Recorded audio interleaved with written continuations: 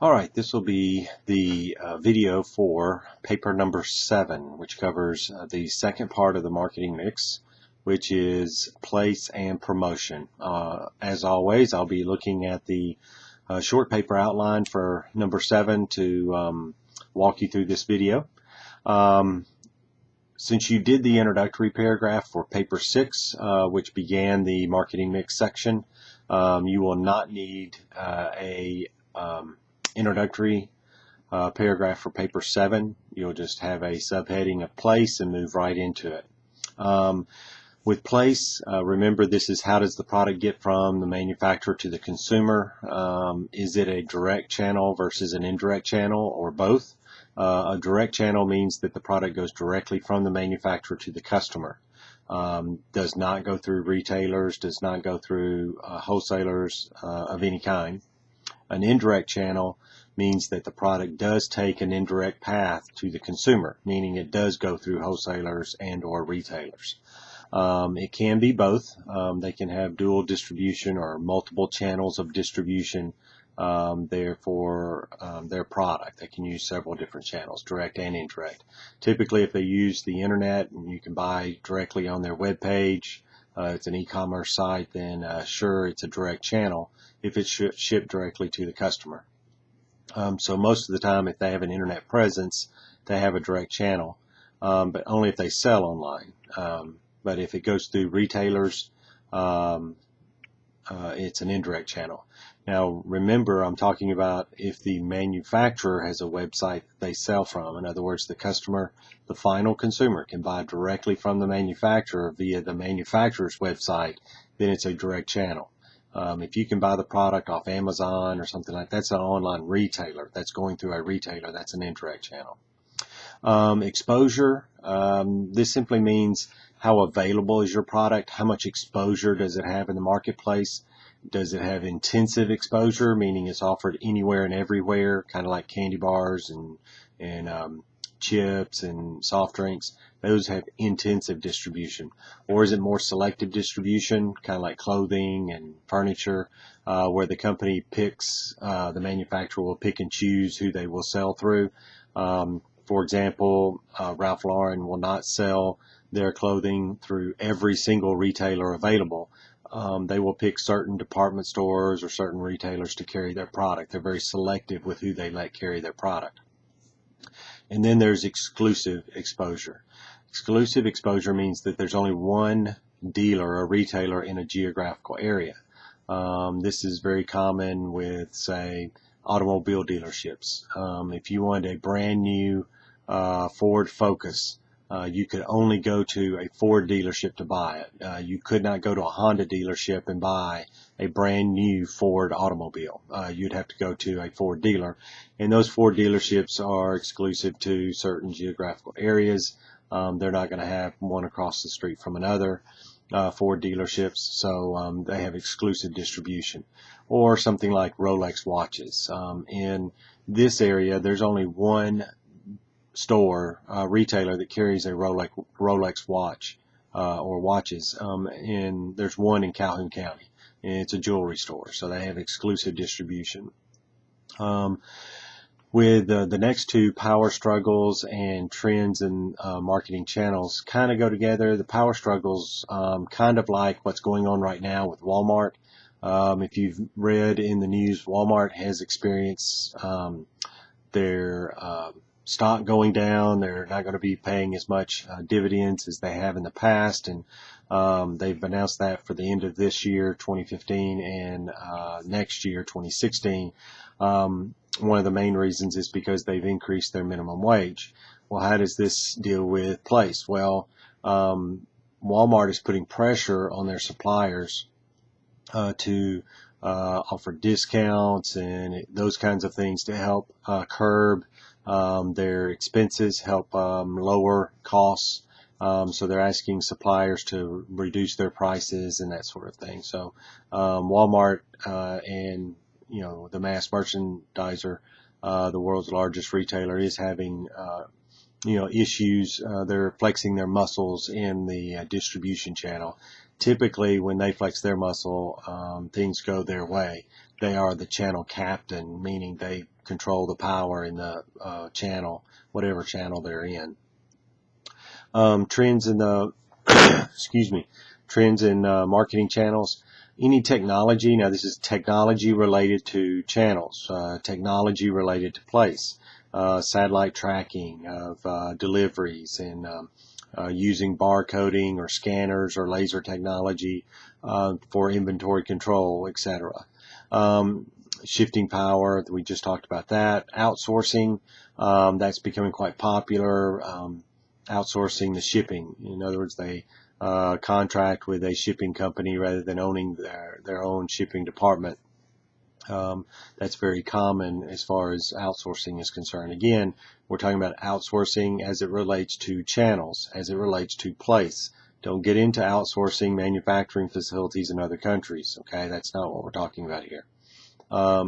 Growth of direct channels. We talked about that with the internet and e-commerce. Non-store retailing, again, 1-800 numbers, websites, things like that. Companies taking advantage of those. And growth of dual distribution means shipping your product through more than one channel. And we talked briefly about that. The last thing under place has to deal with logistics, or getting the product from point A to point B. What are the modes of transportation that your product is typically shipped on? Truck, train, water, pipeline, or air.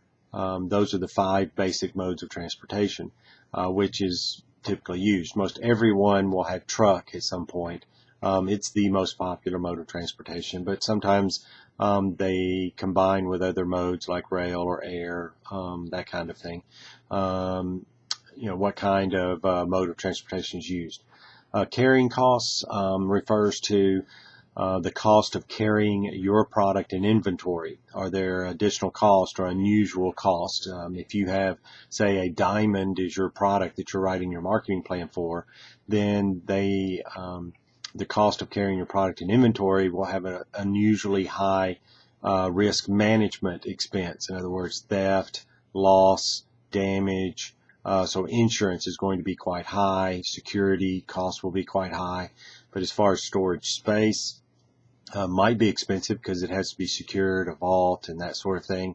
So it might be a little bit there, as opposed to something like a can of vegetables, a can of green beans.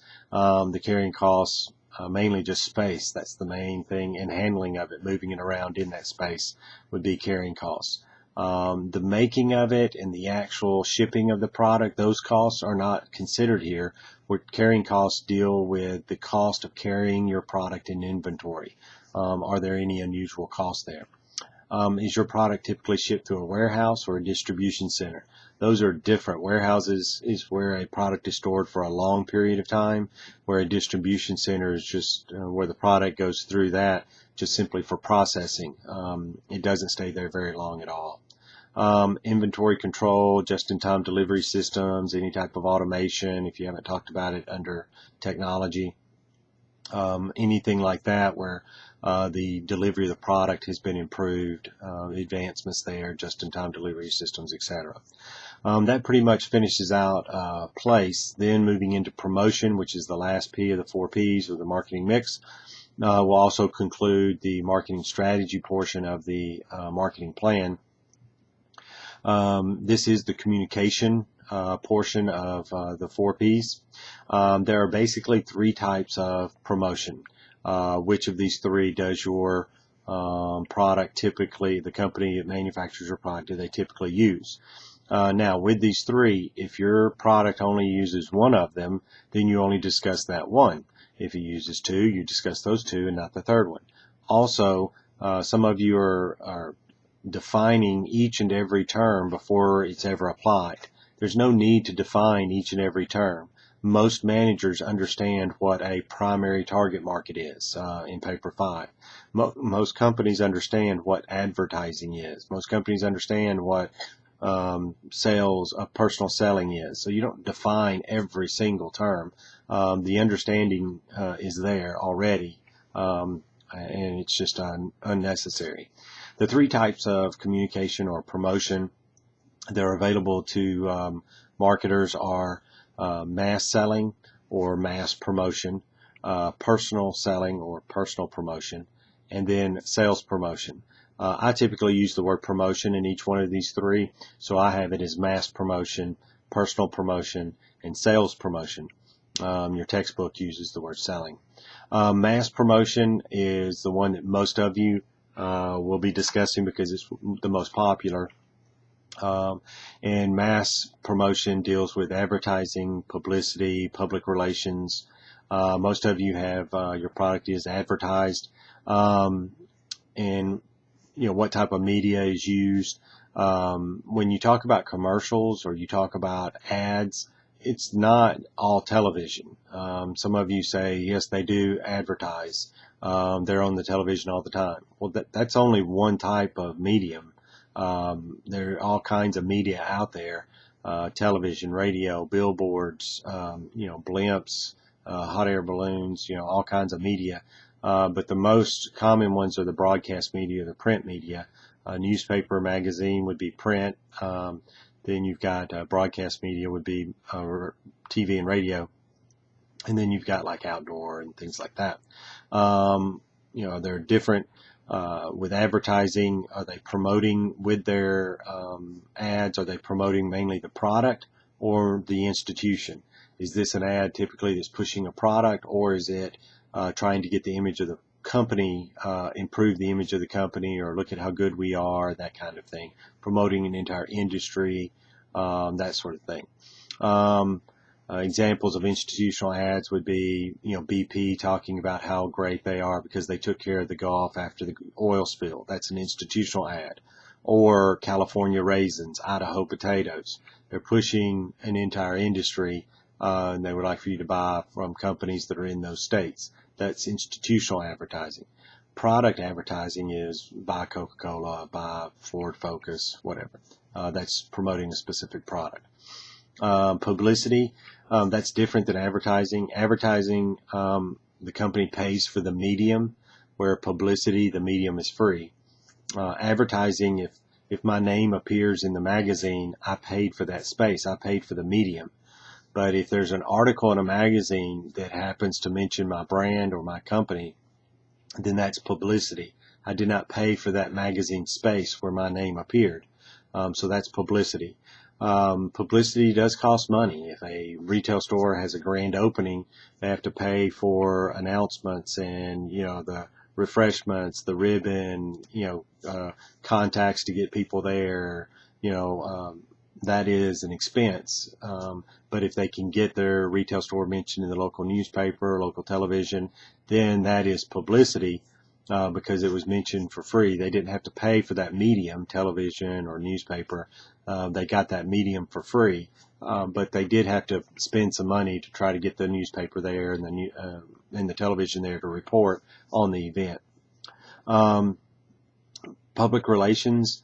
This is a tool that managers can use.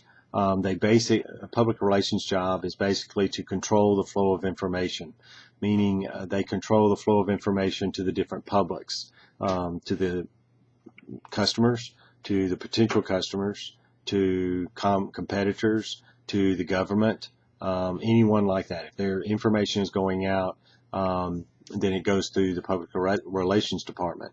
They want to keep good information out there and get recognition for that, but they want to stop bad information or negative information as quickly as possible. So if your company is in the top 10 best companies to work for, the PR department's job is to keep that out there, make sure as many outlets know about that as possible. But if your company is out in the news because one of your employees, took a gun to work and started shooting up the factory, and police were called, and the investigation, the company most definitely helps with the investigation, but it's the information's flow out into the different publics. They want to make sure that they're company name and brand names aren't associated with that individual and that event. They want to stop that information as quickly as possible, get it over with and out of the public eye as quickly as possible. The second type of promotion is personal promotion. This would mean salespeople. We're talking about a sales force. Probably not a lot of information out there for you dealing with the sales force. That's okay. If you know they have a sales force, then you would, say the product is promoted through a sales force. If you know anything about the recruiting or selecting or training of the sales force, that's great. You can report that, but you may not have that detailed of information. And so, what are the basic tasks of the salespeople? Are they, just like a 1-800 number or a website, and they just simply fill orders like an order taker? Or are they actually a salesperson, a sales representative that goes to the customer and tries to gain orders? The last one is kind of the catch-all category in promotion. It's called sales promotion. If you cannot fit something in mass selling or mass promotion or personal promotion, then it fits into sales promotion. Sales promotion deals with the coupons, sweepstakes, contest, a blimp, those kinds of things, inflatables that are out in front of a store. That's sales promotion. Any type of special signage or displays, that's sales promotion. Sales promotion can be targeted. I have the word target market. Sales promotion can be targeted to, of course, the target market. You're trying to get people to buy the product, appeal to them, etc. It can also be focused on, or sales promotion can be targeted to the trade, where you get your wholesalers and retailers to offer them incentives, sales contests or whatever. So there are different audiences for sales promotion. If they do use it, maybe offer an example, 1 or 2 examples of how they have this special contest or sweepstakes that they do annually or something like that, or a giveaway that they have. Mention it, maybe the campaign or something like that. You don't have to go into a lot of great detail, and just offer a sampling if they do quite a bit of it. If the company offers their name on pencils or calendars, that's sales promotion as well. That's paper number 7, finishing up marketing mix.